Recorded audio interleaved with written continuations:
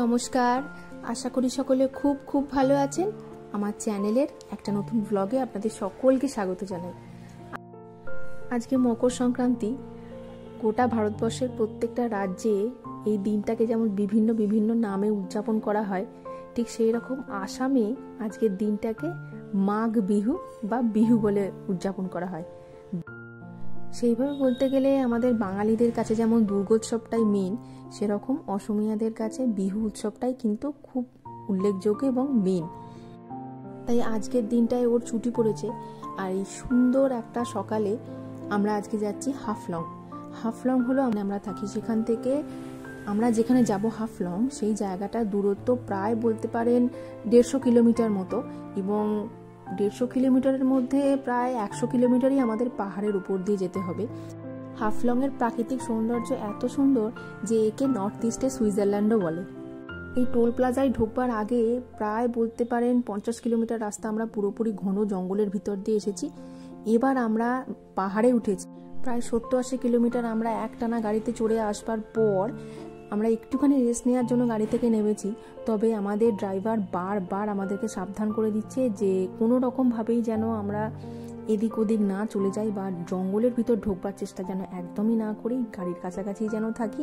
কারণ পাহাড়ের এতটা উপরে হাতির সমস্যা অতটা না থাকলেও অন্যান্য জন্তু জানোয়ার কতটা কি থাকবে না থাকবে সেটা তো আমরা বলতে পারি না। আর যেহেতু এটা ওপেন ফরেস্ট, তাই সবসময় সাবধানতা আমাদের অবলম্বন করতেই হবে। তবুও আমার ইচ্ছে হচ্ছিল একটুখানি পাটা ছাড়িয়ে নেওয়ার জন্য, তাই এদিক ওদিক একটুখানি হাঁটলাম। আর এখানটা এসে দেখলাম যে আশেপাশে অনেক বন্য ফুল রয়েছে, কিছু কিছু অর্কিডও আমি দেখলাম। আর লজ্জাবতী গাছ দেখলে তো আমার সবসময় একটুখানি ছুঁয়ে দেখতে ইচ্ছা করে, তাই বারবার ছুঁয়েও দেখছিলাম। দূরের ওই জঙ্গলে ঘেরা পাহাড়গুলো দেখতে পাচ্ছেন, এত সুন্দর। সত্যি কথা বলতে কি, হোজাই ডিস্ট্রিক্টে অতটা বেশি ঝড়ঝঞ্ঝা বৃষ্টি বাদল না হলেও তুলনামূলকভাবে কার্বি আংলং বা ডিমা হাসাও কিন্তু খুবই ঝড় বৃষ্টি হয়, ঝঞ্ঝা হয়। তার একমাত্রই কারণ হচ্ছে এখানে পুরোটাই পাহাড় এবং জঙ্গলে ঘেরা। প্রায় বলতে পারেন 90% পাহাড় জঙ্গলে ঘেরা। এতক্ষণ রাস্তা খুব ভালো ছিল, কিন্তু এবার যত আমরা হাফলংয়ের দিকে এগোচ্ছি তত বেশি কিন্তু রাস্তা খারাপ হচ্ছে। তার কারণ একটাই, কারণ এখানে প্রায় বলতে পারেন বেশিরভাগ সময় যখনই ঝড় বৃষ্টি হয় তখনই ধস নামে, আর সারা বছরই সবসময়ই এখানে রাস্তার কাজ হয়েই থাকে। আমরা হাফলংয়ের যে জায়গাটায় আসবো বলে বাড়ি থেকে বেরিয়েছিলাম সেখানে পৌঁছে গেছি। মাঝখানে অনেকটা পথ বেরিয়েছি, ক্লান্তও হয়ে গেছি, তাই ওই জায়গাটা আপনাদের সাথে শেয়ার করা হলো না। এখানে লেখা আছে আই লাভ ডিমা হাসাও। হাফলংয়ের সব থেকে উঁচু জায়গা, ডিমা হাসাও জেলার সব থেকে উঁচু জায়গা। এই জায়গাটাকে বলা হয় বার্ডস ভিউ, ঝটিঙ্গা বার্ডস ভিউ বলে। এখান থেকে হাফলং গোটা শহরটা এবং হাফলংয়ের গোটা যে এলাকাটা এটা দেখা যায়। তবে সকালবেলা একটু রোদ উঠলেও এই জায়গায় যখন উঠেছি না, এখানটা কুয়াশায় ভর্তি, দেখতে পাচ্ছেন তো, কারণ আমরা মাটি থেকে অনেকটা উপরে আছি। হিল স্টেশন, তার উপরে আবার জানুয়ারি মাস পড়েছে। আমরা গরম জামা কাপড় এনেছিলাম, গাড়িতে যতক্ষণ ছিলাম গাড়ি চলছিল একটু পরে বসেছিলাম, কিন্তু এখানে নামার পর কুয়াশা অল্প স্বল্প রয়েছে, কিন্তু যেহেতু সূর্য উঠে গেছে এবং অল্প স্বল্প মেঘলাও দেখলাম আকাশটা, খুব একটা যে শীত পাচ্ছে তা নয়। তবে শীত পেত যদি খুব হাওয়া দিত। এখানে হাওয়াটাও কিন্তু ভীষণ দেয়। যদি হাওয়া দিত তাহলে কিন্তু এইভাবে আমরা ঘুরতে পারতাম না।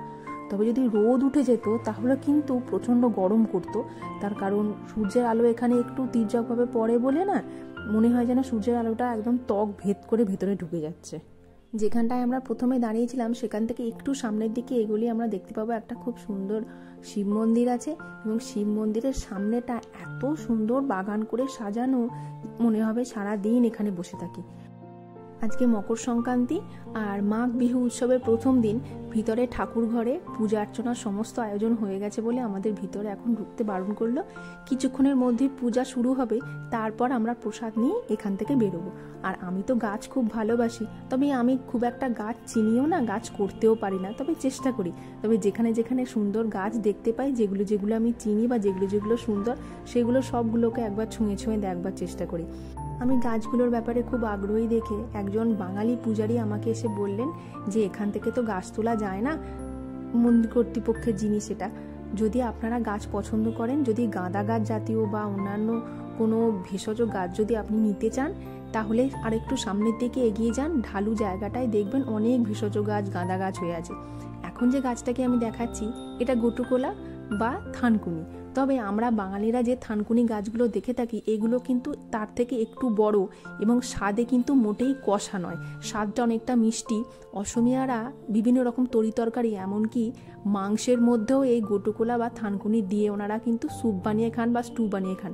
রাস্তা দেখছেন, রাস্তার দুধারে কীরকম গাঁদা গাছের জঙ্গল হয়ে আছে। বড় গাছগুলো ছেড়ে দিয়ে আমি ছোট চারা যতগুলো পেয়েছি ততগুলো নিয়েছি। আর আমি এইরকম দৃশ্য তো কোনোদিনও দেখিনি।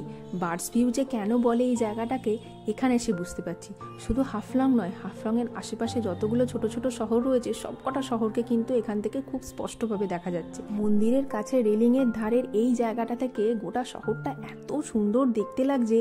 দূরের সবুজ বনানী ঘেরা জায়গাটা এত সুন্দর, আমার সত্যি ধারণা দিচ্ছিল। এবার শহরটাকে আমরা নিচে নেমে ঘুরে দেখব। ভিডিওটা তাহলে এখানেই শেষ করছি। দেখা হচ্ছে খুব শীঘ্রই নতুন একটা ব্লগে। সকলে ভালো থাকবেন, সুস্থ থাকবেন।